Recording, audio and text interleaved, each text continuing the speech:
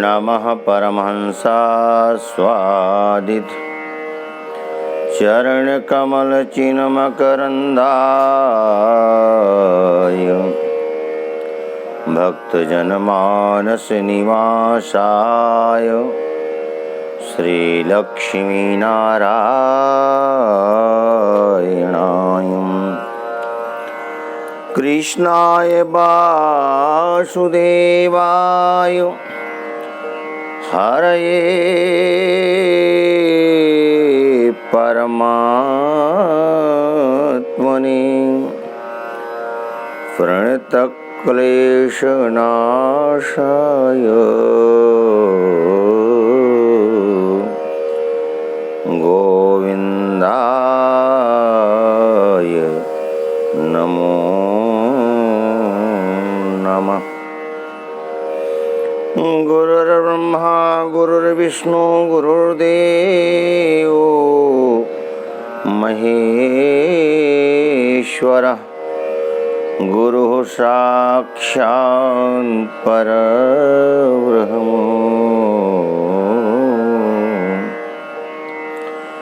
तस्मै श्री गुरवे नमः। बोलिए सच्चिदानंद भगवान की जय, बाल कृष्ण लाल की जय, बोलिए हनुमान जी महाराज की जय, सद्गुरुदेव भगवान की जय, भागवत भगवान की जय। जय जय श्री राधे, जय जय श्री राधे। अनंत कोटि ब्रह्मांड नायक परात्पर जगदीश्वर अखिलेश्वर नंद नंदन भगवान श्याम सुंदर की वांग्मय प्रतिमूर्ति श्रीमद्भागवत महापुराण समुपस्थित श्रोता बंधुओं, भक्तिमती माताओं, नन्हे मुन्ने मेरे बालकों, बहे सत्संग की गंगा अरे मन चल नहा आए, जिसे तू भूल बैठा है उसी से फिर मिला लाएं। आइए संत चरणों में, विद्वत चरणों में, भगवत चरणों में अनंतशः वंदन प्रणिपात करते हुए आइए दो बार भगवान नाम स्मरण कर लेते हैं। पश्चात कथा गंगा में अवगाहन करके जीवन को धन्य बनाएंगे। भगवान नाम। गोविंद जय जय गोपाल जय जय, गोविंद जय जय गोपाल जय जय, राधा रमण हरि गोविंद जय जय, राधा रमण हरि गोविंद जय जय, गोविंद जय जय बोलो गोपाल जय जय, गोविंद जय जय बोलो गोपाल जय जय, गोविंद जय जय बोलो गोपाल जय जय, राधा रमण हरि गोविंद जय जय, राधा रमण हरि गोविंद जय जय। आइए सब लोग कथा प्रसंग में प्रवेश करें। भक्ति रस धारा की श्रृंखला में आज एकादश दिवस 11वां दिन। आप सबका स्नेह प्यार उत्तरोत्तर बढ़ता जा रहा है, मिलता जा रहा है। उत्साहवर्धन आप सब लोग कर रहे हैं, लोगों के फोन आ रहे हैं, लोग उत्साहित कर रहे हैं सबका एक ही कथन है, महाराज जी ये आपने बहुत अच्छा किया। इस कोरोना काल में समय पास नहीं हो रहा था, तो कथा के माध्यम से समय भी पास हो रहा है, भगवत चरणों में अनुराग भी बढ़ रहा है। भगवान की चिन्मयी रसमयी ललित कथा रस का पान करके आनंदित और आह्लादित हो रहे हैं। एक विशेष प्रकार की आप ऊर्जा प्रदान कर रहे हैं, स्फूर्ति प्रदान कर रहे हैं। यह सुन करके हृदय आह्लादित होता है और मन करता है कि दिव्याति दिव्य कथा रस का हम आप सबको पान कराएं और जीवन को हम भी धन्य बनाएं। एक बात बताएं, ये व्यक्ति विशेष को खुश करने के लिए कथा नहीं हो रही है, ये आप सबको लाभान्वित करने के लिए, अब भगवत चरणों में प्रेम का उदय करने के लिए, होने के लिए कथा का वाचन हो रहा है। निश्चित रूप से बहुत विस्तार से कथा करेंगे। महीना नहीं, 2 महीना नहीं, साल भी लग जाएगा, वर्ष भी लगेगा, तो कथा का विस्तार करके ही कथा करेंगे। और एक बात बताएं, भागवत की कथा में जब हम बाबा तुलसी की चौपाइयों का समावेश करते हैं, हमको अंदर से एक आह्लाद मिलता है, खुशी मिलती है, प्रसन्नता मिलती है और तुलनात्मक विवेचन भी हो जाता है। और एक बात और हमारी हमेशा से रही है, हम हमेशा भागवत और मानस का तुलनात्मक विवेचन करना ही पसंद किए हैं। और ऐसा नहीं कि भागवत की कथा को गौर करके मानस की कथा को बढ़ाएं, ऐसा नहीं है कि मानस की कथा कर दिए तो भागवत कथा प्रसंग को काट दिए, छांट दिए, निकल गए। नहीं नहीं नहीं, जो प्रसंग चल रहा है उस प्रसंग की गति तो वही रहेगी, उसको छोड़ना नहीं है, उसको काटना और छांटना भी नहीं है। कथा का विस्तार चाहे कितना भी हो जाए, और ये हम काट छांट करें तब जब हमने मनोरंजन मनाया हो। ये तो हमारा जीवन है, ये हमारा प्राण है। और कथा करते ही नहीं हैं, कथा को जीवन में धारण करना पसंद करते हैं।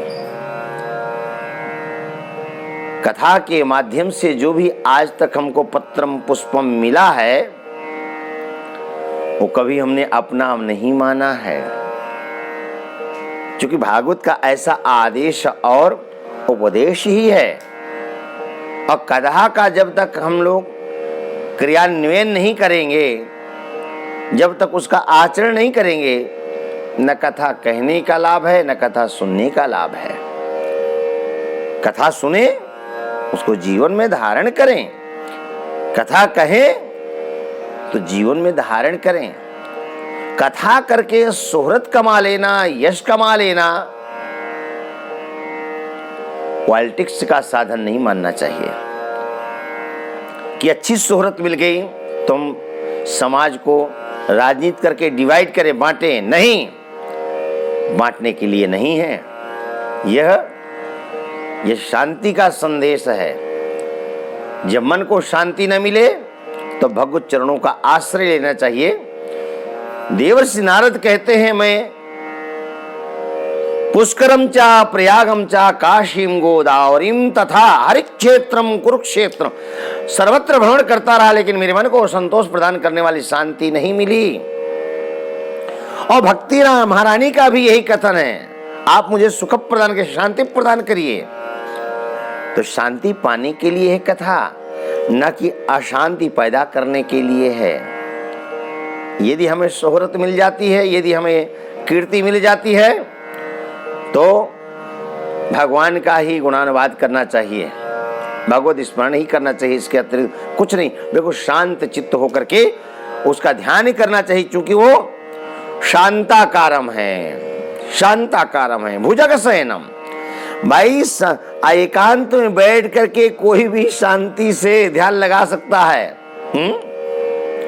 लेकिन आप जहां ध्यान कर रहे हो और वहां सहसा सर्प आ जाए, आपका मन लगेगा ध्यान करने में? नहीं।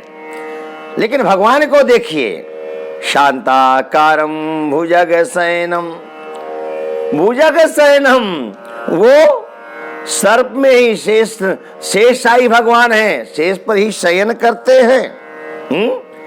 तो जो विषम परिस्थिति में भी ध्यान कर सके, समाधि लगा सके, वही भक्त हो सकता है, वही साधक हो सकता है। सम परिस्थिति में तो कोई भी भजन कर सकता है। और ये कथा हमको सिखाती है, समय सम हो या विषम हो, हर परिस्थिति में परमात्मा का भजन करना चाहिए। सब भगवान ठीक करेंगे, सब अच्छा करेंगे, चिंता नहीं करनी। जो गर्भ में रक्षा की है, जन्म के पश्चात भी रक्षा करेगा। देखिए तो भगवान की दयालुता। माँ के गर्भ में बालक होता है 9 माह तक, हम उसे न भोजन देते हैं न पानी देते हैं। कैसे पालित होता है? माँ जो खाती, माँ जो पीती, उसी के द्वारा उसका लालन और पालन होता है। जन्म लिया, बोलना आता नहीं, रोना आता नहीं, चलना आता नहीं, खाना आता नहीं, फिरना आता नहीं, क्या खाएगा, किससे मांगेगा? बोलना नहीं आता। तो भगवान ने उसका प्रबंध कर दिया।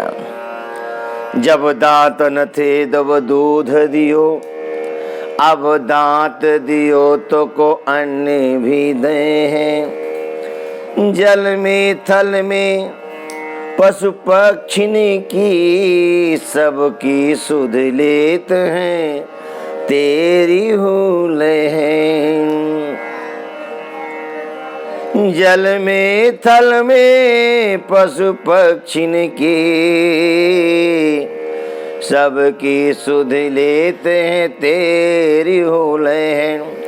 जन्म बाद में बालक को होता है, पहले परमात्मा बालक के खाने और पीने का प्रबंध कर देते हैं, माँ को दूध का प्रबंध कर देते हैं। और जब दांत दिया तो को अन्न भी दें हैं। जो चराचर जगत को देते हैं वो तुमको भी देंगे, यह दृढ़ निश्चय, दृढ़ विश्वास होना चाहिए। लेकिन आप जब बड़े होते हैं तब कुछ जिम्मेवारियां आपकी बढ़ जाती हैं।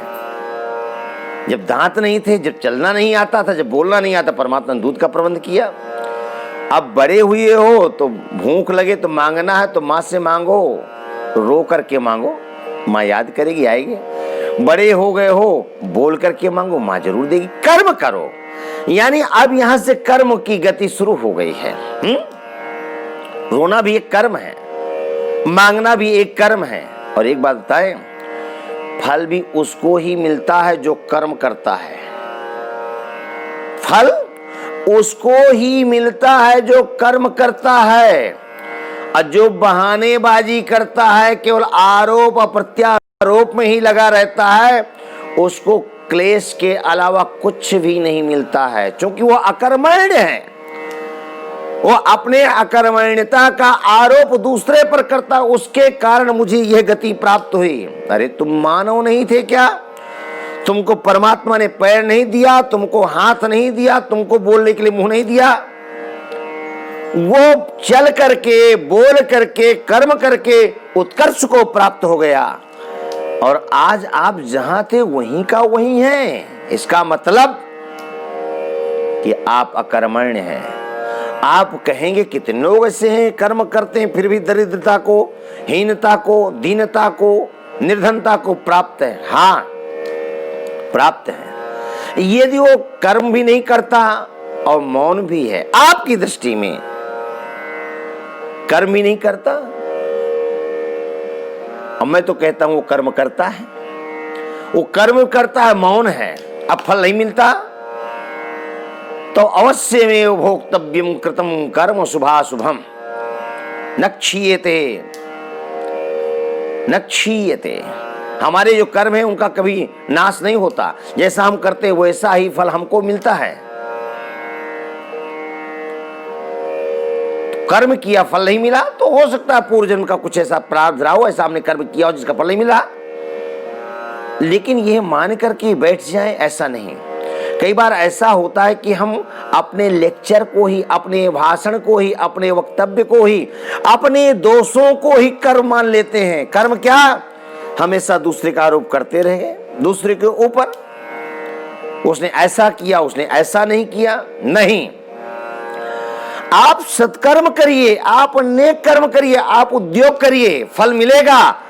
अब फिर भी नहीं मिलता हो, आप शांत चित्त हैं, उद्योग करने के पश्चात भी आप शांत चित्त हैं, तो आपका सहयोग समाज करेगा, परमात्मा प्रेरित करेगा निश्चित रूप से। यदि आप कर्मनिष्ठ हैं, धर्मनिष्ठ हैं, तो आपका समाज सहयोग करेगा। और केवल आपने छिद्रान्वेषण किया, अपनी समीक्षा करिए कभी बैठ करके कि मैंने किसमें दोष दर्शन किया और किसमें गुण दर्शन किया। आप पाएंगे, आप अपनी समझ कर्म करते चले आए और आज समीक्षा करने के लिए बैठे, आज पाएंगे आप अपने को किसी का भी तो प्रिय नहीं पा रहे हैं। सब जगह तो आपने छिद्रान्वेषण किया है, सब में आपने केवल केवल केवल कमियां निकाली हैं, इसमें समय जाया किया, बर्बाद किया है और ऐसा व्यवहार किया है कि सबके दिलो दिमाग से आप निकल गए हैं। तो चाहना करके भी आप किसी के सहयोग को नहीं पाते हैं।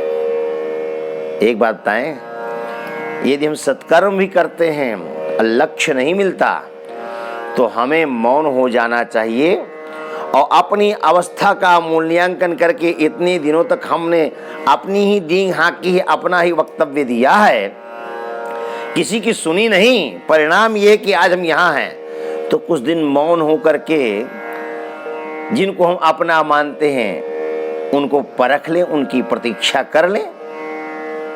शायद आपके वाणी का कुछ ऐसा व्यवहार हो, यानी हमारी वाणी का कुछ ऐसा व्यवहार हो, यह व्यक्ति विशेष के लिए नहीं उपदेश हो रहा है, सार्वभौम चर्चा चल रही है, इसमें कहीं ना कहीं हम भी हो सकते हैं, इस दशा को प्राप्त हो सकते हैं, हो सकते दिलो दिमाग से निकल गए हों। हम आज तक अपने आप को शिष्ट सभ्य भद्र मानते रहे हों और लोगों की दृष्टि में हम अभद्र रहे हों, अशिष्ट रहे हों।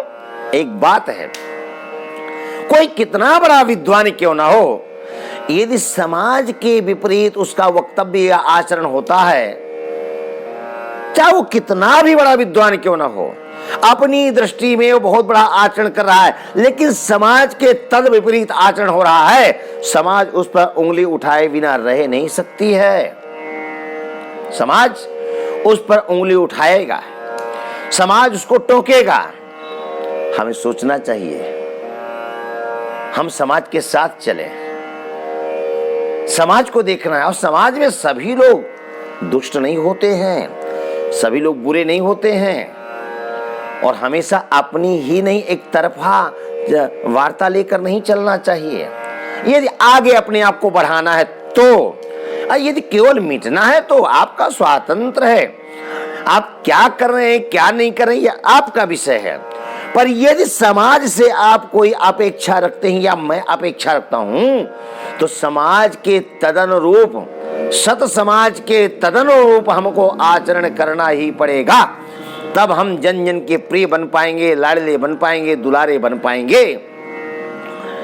भागवतकार ने लिखा है, अभी आप सुनने को पाएंगे आगे कथा में।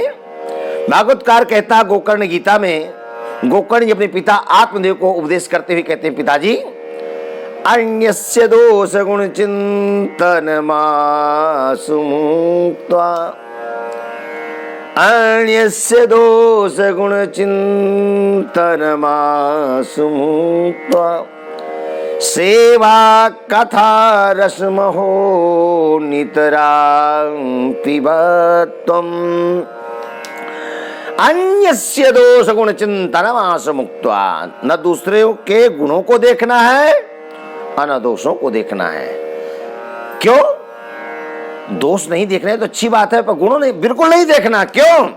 हो सकता है कि आज आपके कार्य की सिद्धि हो रही हो, इसलिए आप उसमें गुणों का दर्शन कर रहे हैं। संभव है कल उस व्यक्ति से आपका कार्य सिद्ध ना हो, देरी नहीं लगेगी दोष दर्शन करने में।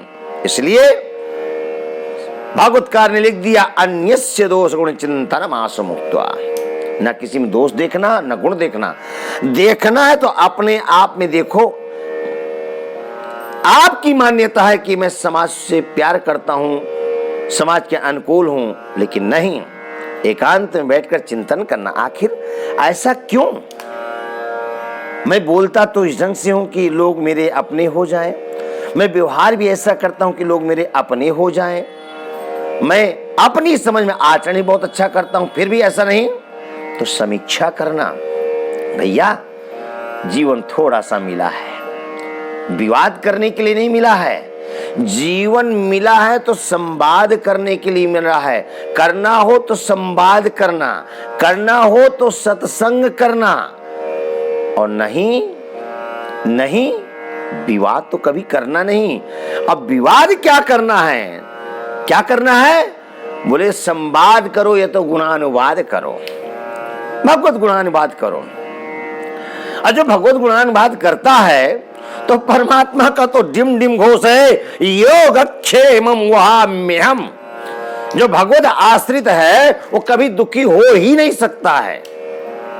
हाँ, अपार धन की अपेक्षा ये हमारे वासना का प्रतीक है। पर जाको कछु न चाहिए सो ही साहंसा। जिसको कुछ भी नहीं चाहिए वो ही तो सहनशाह है। सुदामा की पत्नी सुशीला कहती द्वारिका जाओ, बोले क्यों? बोले इतनी निर्धनता है। अब तुम बार बार कहते हो मेरे मित्र द्वारिकाधीश हैं, तो द्वारिकाधीश के पास जाओगे तो कुछ देंगे नहीं क्या? सुदामा ने कहा कमी क्या है? ऐसा कौन सा दिन है जिस दिन आपको भोजन न मिलता हो? और यह जरूरी नहीं कि दिन भर भोजन किया जाए, भोजन उतना ही करना चाहिए जितने से परमात्मा का भजन हो जाए। भोजन ज्यादा करेंगे तो निद्रा ज्यादा आएगी, और जिसको निद्रा ज्यादा आती है वो भजन नहीं कर पाता है।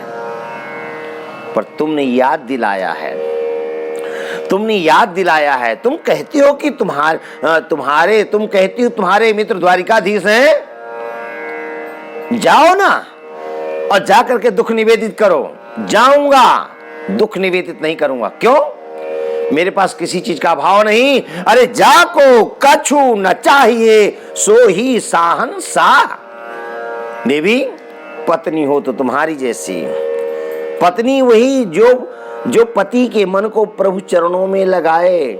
अयम ही परमो लाभो उत्तम श्लोक दर्शनम। जीवन का यही तो लाभ है कि इन नेत्रों से उत्तम श्लोक भगवान का दर्शन किया जाए। और गुणों में जो गुणों का दर्शन करे उसी का नाम संत है। संत का कोई वेशभूषा नहीं है। आज तो लोगों ने अपने को सिद्ध करने के लिए नाना प्रकार के षड्यंत्र कर रहे हैं। मैं फला जी हूं, मैं ढेका जी हूं। नहीं, जो है वह है। उसको सिद्ध करने के लिए आप सिर के बल खड़े हो जाओ। आप कहोगे ना मैं फला हूं, लेकिन समाज स्वीकार करे तब ना। पर यदि आचरण संपन्न है, नेचुरल है, स्वाभाविक है, तो आपको अपने आप समाज स्वीकार कर लेगा जो आप हैं। अब मैं क्या कहूं? आप जिस रूप में हैं उस रूप को समाज अपने आप स्वीकार करेगा। अब जगत को बताने की जरूरत, हम संत हैं, बताने की जरूरत क्या है? दो मार्ग हैं, एक निवृत्ति मार्ग और एक प्रवृत्ति मार्ग। निवृत्ति मार्ग में संसार का त्याग करके हम भगवान का भजन करके भगवान को पाना चाहते हैं। अब प्रवृत्ति मार्ग है, परमात्मा ने जिसकी सृष्टि की है उस सकल जगत को श्री राममय सब जिज्ञानी समझ करके उसका सेवन करना है, पालन करना है। अपने आप को परमात्मा का मुनीम मान करके उनकी सेवा करना है। और मैं तो ये मानता हूं कि जो मानवता को नहीं संतुष्ट कर सकता वो देवता को क्या खुश कर पाएगा। यदि आप मानवता को ही नहीं खुश कर पाए, एक सामान्य मानव को खुश नहीं कर पाए, तो आप देवता को क्या खुश कर पाएंगे? है? जो सजीव है, जो चलता है, भ्रमणशील है, जो आपसे वार्ता करता है, उसको आप नहीं खुश कर सके तो वो तो पत्थर के रूप में है। किसी ने उसका सृजन किया है, प्राण प्रतिष्ठा हुई है। तो जब सजीव में आप दर्शन नहीं कर पा रहे तो मुझे नहीं मालूम कि उस पाषाण मूर्ति में, वो तो वैदिक मंत्रों ने चेतना प्रदान की है। वैदिक मंत्र या आचार्य या संत कोई श्रेष्ठ उच्च कोटि का संत जो उस लक्ष्य को पा सकता, वही उनमें परमात्मा का दर्शन कर सकता है। तो यहां पर यह सिद्ध करने की जरूरत नहीं मैं संत जी हूं या मैं विद्वान जी हूं। क्या साबित करना है? जब तुम मंजिल को प्राप्त हो जाओगे तब लोग आपको अपने आप स्वीकार कर लेंगे। इस अहंकार को भुला देना कि मैं संत हूं या मैं विद्वान हूं या मैं ब्राह्मण जी हूं या मैं क्षत्रिय जी हूं, ये गलत बात है। सबका एक ही धर्म है, भगवत प्राप्ति, भगवत भजन, भगवत स्मरण। भगवान राम कहते हैं मेरा एक ही रिश्ता है, किससे? सबरी से। कहा रघुपति सुनु भामिनी बाता, कहा रघुपति सुनु भामिनी बाता, मानो एक भगति करनाता, मानहु एक भगति करनाता। आप क्या है ये साबित करने की जरूरत नहीं है। जब आप उस लक्ष्य को प्राप्त हो जाएंगे तो समाज अपने आप आपको स्वीकार कर लेगा। एक मैं आप बीती कथा सुनाऊंगा। मैं एक जगह कथा करने गया, विरक्त होकर के वो भजन करने गए थे। वहां से हमसे बहुत छोटी अवस्था में थे हम। कथा तब से कर रहे हैं जब उनका नारा भी नहीं कटा था, लेकिन हमारा बड़ा प्रेम, बड़ा स्नेह। कथा करने गए तो चूंकि लंगोटी धारण कर लिए थे, माला थोड़ी जपते थे, नाक दबा लेते थे सुबह शाम। संतों का संग नहीं किया था उन्होंने, नहीं। तो अपने को बहुत श्रेष्ठ मानते। तो हमारे सामने संबोधन में लोग हमको आचार्य जी कहते थे, ना व्यास जी कहते थे, इशारों में बात करते थे। हमने भी सोचा करना क्या है, इन प्रपंचों में पढ़ते भी नहीं है, नहीं। और हम कथा व्यास हैं, कथा करते हैं, लेकिन हमारे लोग हमको ज्यादा गुरु जी नहीं कहते हैं, महाराज जी नहीं कहते हैं, भैया कहते हैं हमको, श्याम भैया। और हमको अच्छा लगता है, बहुत अच्छा लगता है।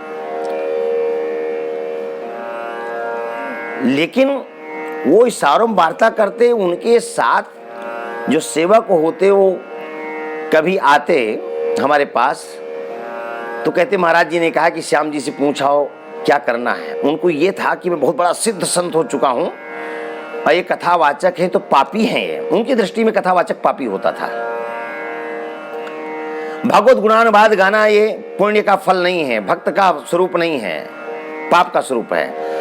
पर बिना सत्संग की लंगोटी लगा करके तपस्या करना वो अपने को श्रेष्ठ मानते, ज्येष्ठ मानते थे। ये उनके पतन का मुख्य स्वरूप था। लेकिन हम कभी चर्चा नहीं किए, नहीं।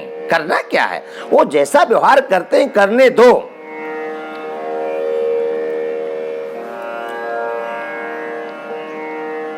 एक दिन किसी बात को लेकर के वो व्यवहार जगत को चैलेंज कर दिए। मैं फला को ये भी कहूंगा क्या, तब भी हम मुस्कुरा के निकाल दिए। मैं कहा नहीं। मन में हम सोचते एक समय था हमारे भारतवर्ष में, आज भी है, पर उस समय प्रकाश में बहुत ऐसे संत थे। ये 75 से और 2000 के बीच में बहुत बहुत श्रेष्ठ ज्येष्ठ संत ये हैं। ब्रह्मलीन स्वामी अखंडानंद जी महाराज, गोलोकवासी श्रीपाद जी महाराज,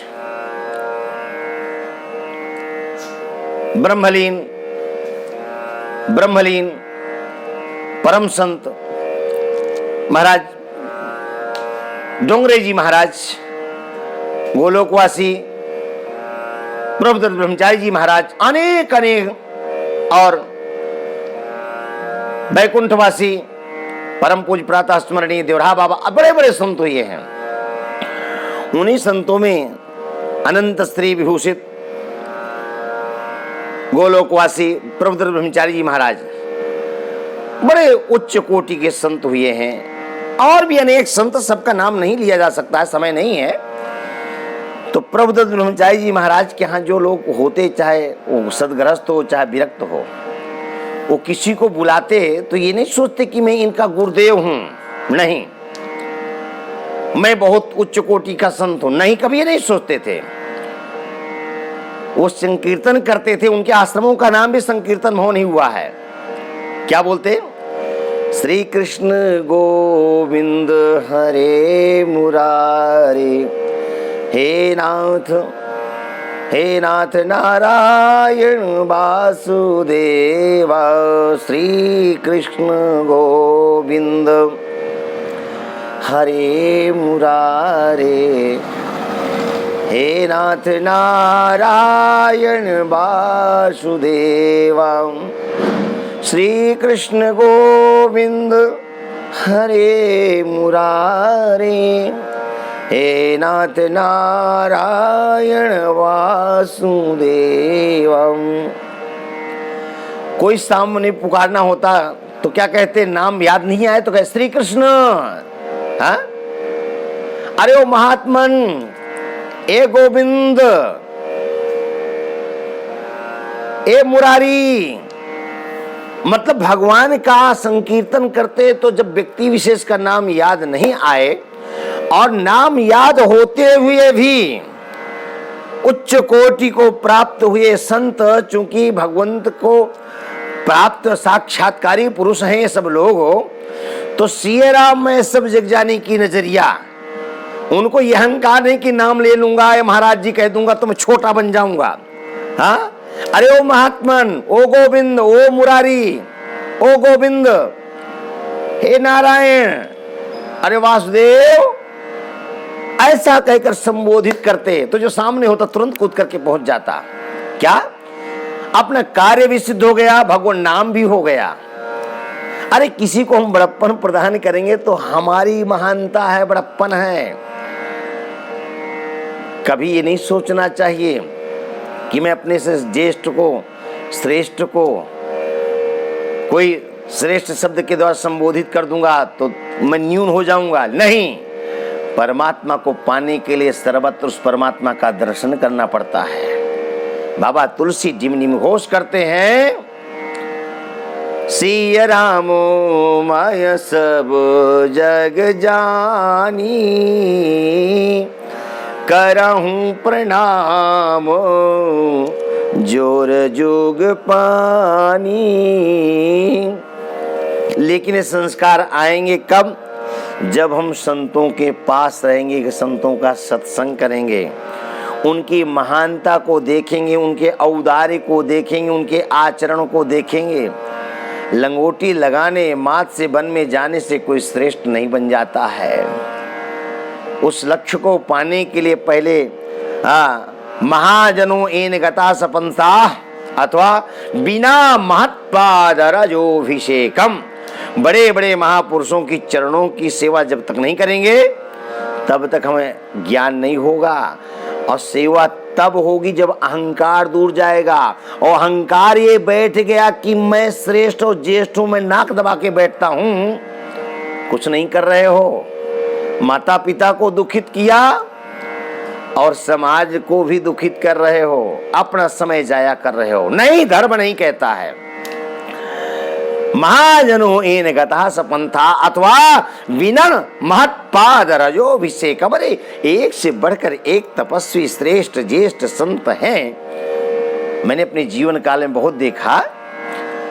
हम चित्रकूट जानकी कुंड श्री राम संस्कृत महाविद्यालय के छात्र होते थे। 1981 से 86 के बीच की बातें हैं। बड़े बड़े संतों को देखा, आज तक देख रहे हैं, सानिध्य प्राप्त हो रहा है। अनेक ऐसे संतों को देखा कि सुबह वो भजन करने के बाद कटोरी में जल लेते, या जल को लेकर के चलते जो भी उनको रास्ता में मिलता। अब कौन है विचार नहीं, उनके पैरों में जल को लगाया और जल को लगा करके उसका पान कर लिया। क्यों? श्री राम में सब जग जानी, ये भावना। तो हमें संतों का संग करना चाहिए। उन संतों का जो लक्ष्य को प्राप्त हो चुके हैं, उन संतों का जिन्होंने सद आचरण किया है, उन संतों का जो मनसा वाचा कर्मणा किसी का अनिष्ट सोचे ही नहीं है, अनिष्ट क्या है कभी कल्पना में आया ही नहीं है, ऐसे ज्येष्ठ श्रेष्ठ संतों को अपना आदर्श बनाना चाहिए। उस रूप में आकर के किसी समाज विशेष को हमें दूषित करने का अधिकार नहीं है। ये भारत भूमि है, एक से बढ़कर एक श्रेष्ठ ज्येष्ठ संत पड़े हुए हैं। हाँ, चरणों का आश्रय ले लेना, संसार सागर से तर जाओगे। संत कहता नहीं, करके दिखाता है। जो कहता है वो करता नहीं है, और जो करता है वो कहता नहीं है। आइए प्रवेश करते हैं संत देवर्षि नारद के जीवन में। कल चलते फिरते विशालापुरी पहुंच गए। निश्चय किया है कि मैं अब तपश्चरामि चात्रेति तदर्थम कृत निश्चय। मैं विशालापुरी में जाकर के तपस्या करूंगा। और आ गए तो कुमार भाइयों से मुलाकात हो गई। बड़ा मधुर मिलन हुआ, बहुत दिव्य मिलन हुआ। देवर्षि नारद ने धन्यवाद ज्ञापित किया। इदानीं भूरि भाग्येन भवद्भिः संगमो भवत् कुमारा ब्रुवतां शीघ्रं कृपां कृत्वा ममोपरि कृपां कृत्वा ममोपरि कृपां कृत्वा ममोपरि आयुधन्यमय सुन हो मुनीसा तुम्हारे दरस जाहि अगखीसा बड़े भाग पा एब सतसंगा बड़े भाग पा एब सतसंगा बिनहि प्रयास होहि भव भंगा बिनहि प्रयास होहि भव भंगा। साष्टांग लेट गए देवर्षि नारद कुमार भाइयों के चरणों में। वैकुंठ में आप वास करते हैं, आपके मुख में भगवान नाम होता है और उसी का आप आलोड़न और परलोड़न करते रहते हैं। बताइए, आकाशवाणी ने जो कहा है, अशरीर गिरोक्तम यत् तत्किं साधन मुच्यता अनुष्ठेयं कथं तावत् प्रब्रुवन्तो सविस्तरं प्रब्रुवन्तो सविस्तरं। आकाशवाणी ने जो कहा है वो कौन सा अनुष्ठान है जिसके करने से भक्ति का प्रचार और प्रसार होगा, ज्ञान वैराग्य को तरुणावस्था की प्राप्ति होगी। देवर्षि नारद ने कुमार भाइयों से कहा। अच्छा ये बताइए, कुमार भाइयों के साथ में देवर्षि नारद का रिश्ता क्या है, बताएंगे? हैं? कुमार भाइयों का देवर्षि नारद के रिश्ता भाई भाई का है। ब्रह्मा जी के पुत्र कुमार लोग हैं और ब्रह्मा जी के पुत्र देवर्षि नारद हैं। भक्ति ज्ञान विरागाणां सुखमुत्पद्यते कथं स्थापनं सर्ववर्णेषु प्रेम पूर्वं प्रयत्नतः प्रेम पूर्वं प्रयत्नतः प्रेम पूर्वं प्रयत्नतः। भक्ति ज्ञान वैराग्य को सुख की प्राप्ति कैसे हो, सभी धर्मों में इनकी स्थापना प्रेम पूर्वक कैसे हो, जबरदस्ती नहीं, प्रेम पूर्वक कैसे हो। बड़ी सुंदर चर्चा।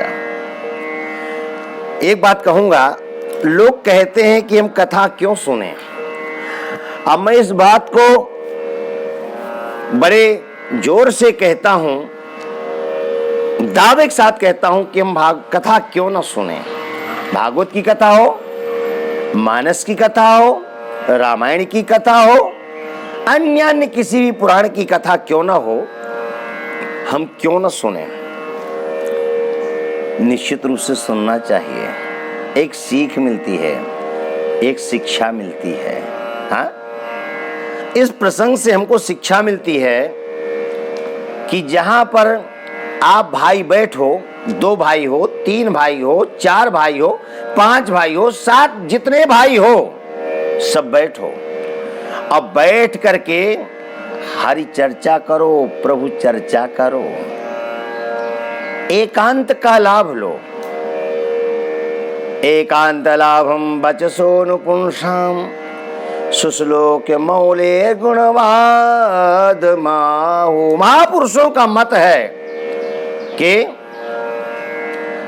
जहां कहीं भी बैठो आप सब भगवान पुण्य श्लोक, भगवान श्री हरि का आप गान करें। सामान्य जनों के लिए आदेश है कि उनकी वाणी की सार्थकता इसी में है कि वो गुणानुवाद करें और विद्वानों के मुख से भागवतामृत कथामृत का पान करें, इससे कानों का लाभ प्राप्त करें। एकांत जब भी मिले तो जहां कहीं भी आप भाई बैठे हैं वहां पर चर्चा करें, भागवत चर्चा करें। भागवत को देखें तो, मानस को देखें तो कुमार भाइयों के साथ में मिलन हुआ देवर्षि नारद का। अब भाइयों का जो धर्म है, उन्होंने प्रश्न किया, कथम ब्राह्मण दीन मुखा कुतश्चिंता तुरो भवान त्वरितं गम्यते कुत्र कुतस्यागमनम तव। उन्होंने प्रश्न किया और देवर्षिनाथ को जब मौका मिले तो क्या कहा, इदानीं भूरि भाग्येन भवद्भिः संगमो भवत्। मेरा हो भाग आप जैसे संतों का दर्शन हुआ। नहीं बताया मैं उदास क्यों हूं, नहीं बताया जल्दी जल्दी क्यों जा रहा हूं। यह प्रश्न किया कि आकाशमय ने जिस सत्कर्म के लिए कहा है, एतदर्थम तो सत्कर्म सुरर से तुम समाचार, वो सत्कर्म कौन सा है जिसके करने से भक्ति ज्ञान वैराग को सुख मिलेगा और समस्त वर्णों में भक्ति ज्ञान वैराग की स्थापना हो, ऐसा उपाय बताइए। बस चर्चा ये प्रारंभ हुई है। नहीं कहा कि चल करके आया तो कांटे चुभ गए, नहीं कहा कि दौड़ते दौड़ते पसीना आ गया, नहीं मालूम पहाड़ों में चल करके बड़े बड़े मार्गों को देखते हुए आप तक पहुंचा हूं, आप कैसे इस एकांत प्रांत में आकर बैठे, यहां तक पहुंचने में बड़ा क्लेश है, बड़ा कष्ट, ये कुछ भी नहीं कहा। क्यों? जिसको मंजिल पानी होती है वो अतीत को भुलाता है और आगे को देखता है। मुड़ मुड़ करके पीछे देखने वाला मंजिल को नहीं पा सकता है। उलट पलट करके पीछे की बात करने वाला, अरे पीछे की चर्चा करने वाला आगे की चर्चा क्या करेगा और कब करेगा? जो बीत गई सो बीत गई, जो समय चला गया जाने दो। अब जो जितना समय है उस समय को सार्थक करना है। जीवन क्षणभंगुर है। अभी 9:18 पर हम कथा कर रहे हैं, 19 पर कर पाएंगे क्या? दावा नहीं है। क्यों? क्षणभंगुर जीवन की कलिका, कल प्रात को जाने खिली न खिली, मलयाचल की सुच शीतल मंद, सुगंध समीर मिली न मिली, काल कुठार लिए फिरता, तन नम्र से चोट झिली न झिली, भजले हरि नाम हरि रसना, फिर अंत समय तो हिली ना हिली। जितना भी समय है उस समय को हमें सार्थक बनाना है, विवादों में नहीं पड़ना है। हाँ, मैं उनको बहुत धन्यवाद देता हूं जो विवाद करते रहते हैं। क्यों? कहीं ना कहीं उनको ये भूल है कि अब अमर होकर आए हैं, बहुत बड़ी जिंदगी है, फिर मंत्र जाप कर लेंगे। हाँ, पर मैं उनको दिल से धन्यवाद देता हूं जो जीवन को क्षणभंगुर मान करके हर क्षण हर पल भगवान गोविंद का स्मरण करते रहते, भजन करते रहते हैं। धिक्कार है जो इस अल्प समय में, छोटी सी उम्र में लोग विवाद कर जिंदगी बिताना चाहते हैं। नहीं, बार बार कहूंगा, विवाद नहीं करना तो संवाद करो। अब फिर भी मैं यही कहूंगा कि संवाद भी नहीं करना, गुणानुवाद करना, जीवन धन्य हो जाएगा। सुखमुत्पद्यते कथम। तो जब एकांत में बैठो तो भाई लोग चर्चा करो। भागवत का आदेश है। आइए मानस में देखते हैं। भगवान राम को 14 वर्ष का वनवास हो गया और चलते फिरते पंचवटी की भूमि में पहुंच जाते हैं। एकांत प्रांत है। कौन है? ज्ञान वैराग्य भक्ति। ज्ञान स्वरूप भगवान राम, वैराग्य स्वरूप लक्ष्मण, भक्ति स्वरूपा हमारी किशोरी जो सीता जी, जनक नंदनी। एकांत प्रांत है। एकांत प्रांत देख करके भगवान के परम भक्त और अनुज लक्ष्मण जी चर्चा करते हैं। होना तो ये चाहिए था चर्चा कि भैया 14 वर्ष की अवधि पूरी होते ही जब अवध में पहुंचेंगे तो मां कैकेयी से ढंग से निपटेंगे। इसके चलते ही बन बन भटक रहे हैं हम लोग। देखो ना, पंचवटी में पड़े हैं, जहां राजमहल में होना चाहिए पंचवटी में पड़े हैं, लेकिन नहीं। लक्ष्मण जी को देखिए, सुनिएगा।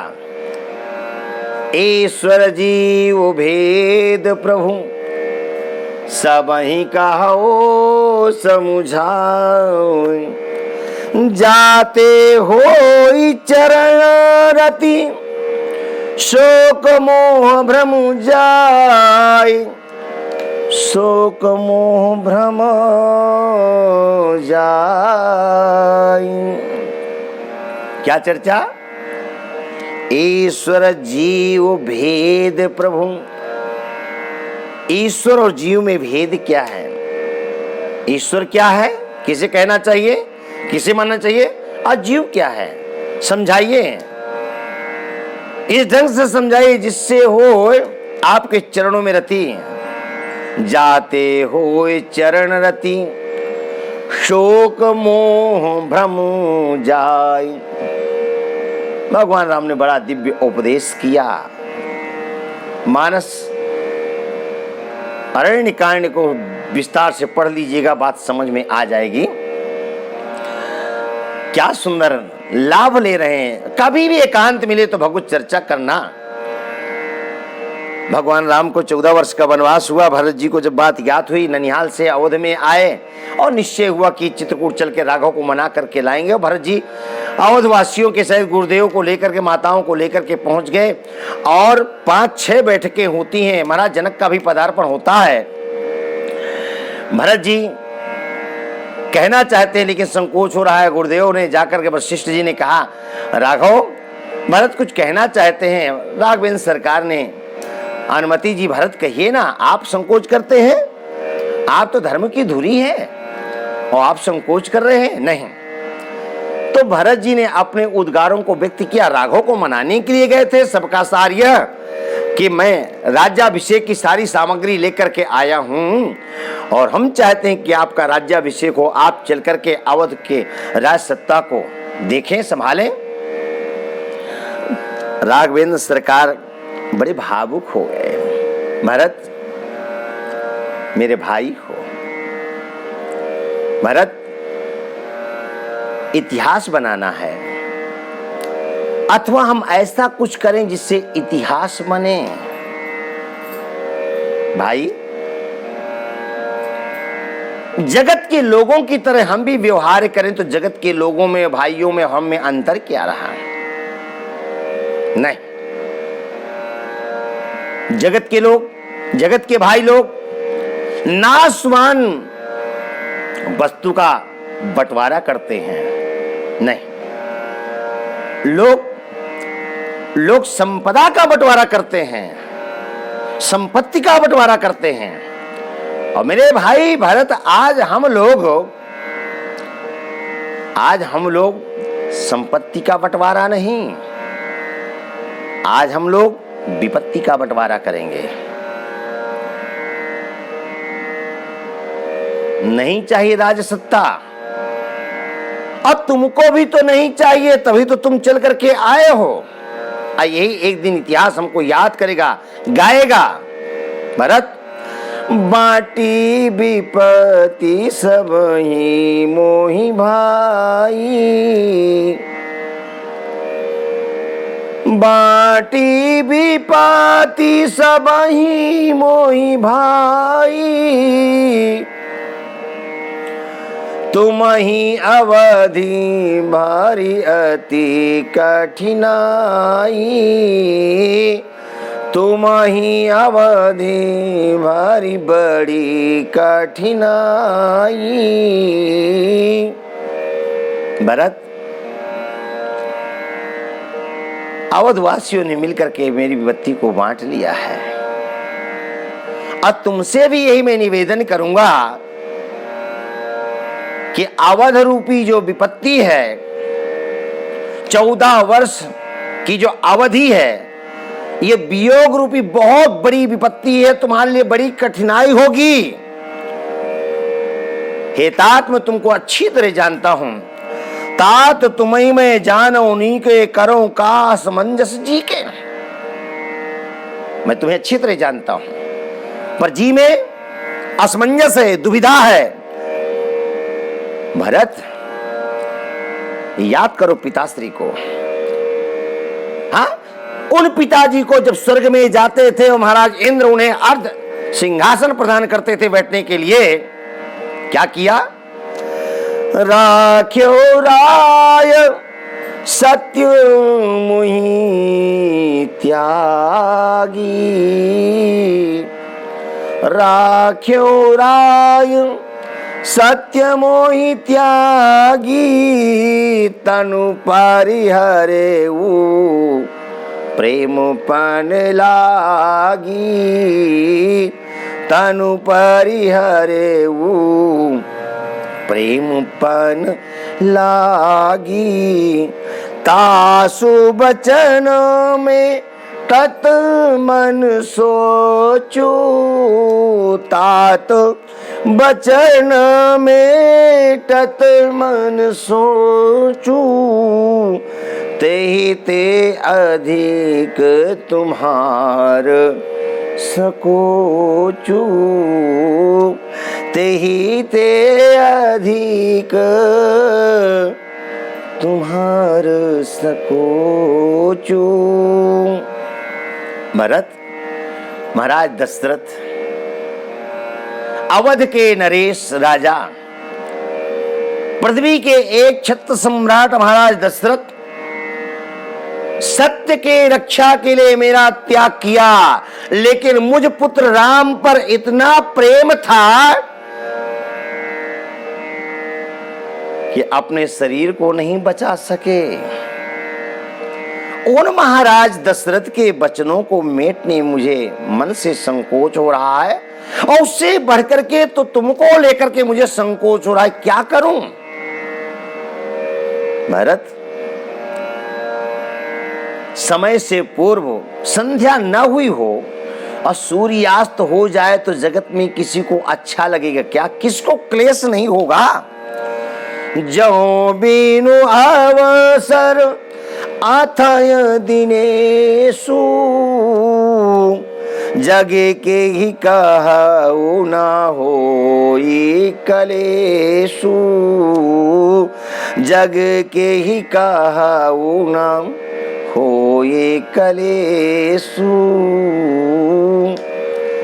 संध्या हुई न हो, सूर्यास्त हो जाए, किसी को अच्छा लगेगा क्या? क्लेश नहीं होगा, क्लेश होगा। पिता महाराज दशरथ ने सत्य के रक्षार्थ मेरा त्याग किया, पर पुत्र राम यानी मुझ पर इतना प्रेम का शरीर का त्याग कर दिया। भला बताओ कैसे पिता के वचनों को मिटा दें? संकोच नहीं है? हाँ, संकोच होगा।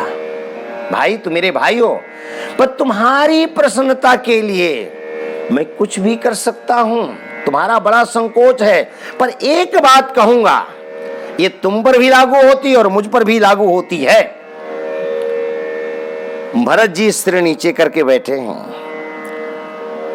राघव ने जब ये बात की तो भरत जी के आंखों से अविरल अश्रुधारा बहने लग गई। भरत जी भावुक हो गए। महाराज दशरथ की याद आ गई, पिता दशरथ की याद आ गई।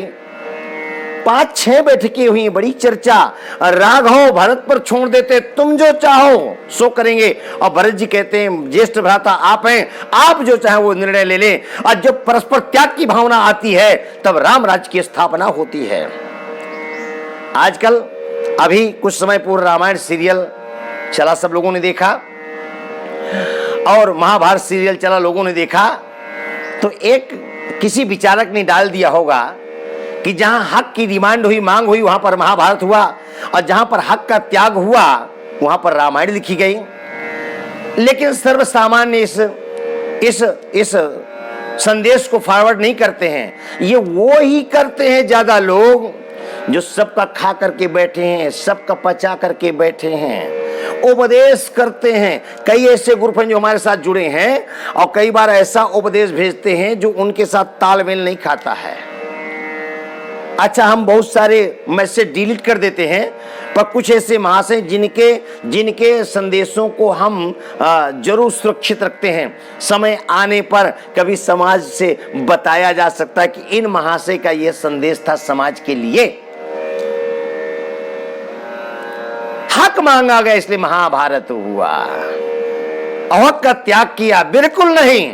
न हक मांगना है न छोड़ना है, परस्पर समर्पित होना है, प्रेम की अलग को जगाना है। और जहां पर प्रेम है, जहां पर त्याग है, वहीं पर राम राज्य है। राघव कहते हैं मेरा भाई भरत जो कहेगा वो करूंगा। भरत जी कहते हैं मेरे ज्येष्ठ भ्राता जो निर्णय लेंगे वही मेरे लिए शिरोधारी होगा। भरत, पिता के वचनों से कहीं ज्यादा तुम्हारा भी संकोच हो रहा है। भरत जी ने कहा तो क्या करें? राघव ने कहा, भरत बाटी विपत्ति सब ही मोहि भाई, बाटी विपत्ति सब ही मोहि भाई, तुम ही अवधि भारी बड़ी कठिनाई।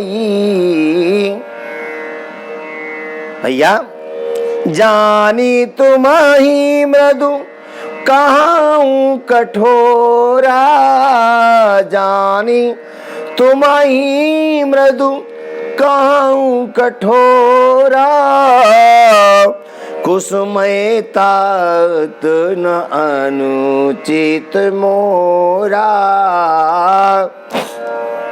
कुसुमय तात न अनुचित मोरा। मैं जानता हूं कि तुम बहुत कोमल हो, मृदुल स्वभाव, बहुत कोमल हो। हाँ? पर क्या करूं, बड़ी कठोर बात कहने जा रहा हूं। और ये मैं नहीं कहना, ये समय कहलाने जा रहा है। समय कुछ ऐसा है तो मेरा कहना अनुचित नहीं होगा। भरत, भरत तुम्हें अवधि भर बड़ी कठिनाई, 14 वर्ष की अवधि, वियोग रूपी यह अवधि आपके लिए बहुत कठिन होगी, मैं समझता हूं।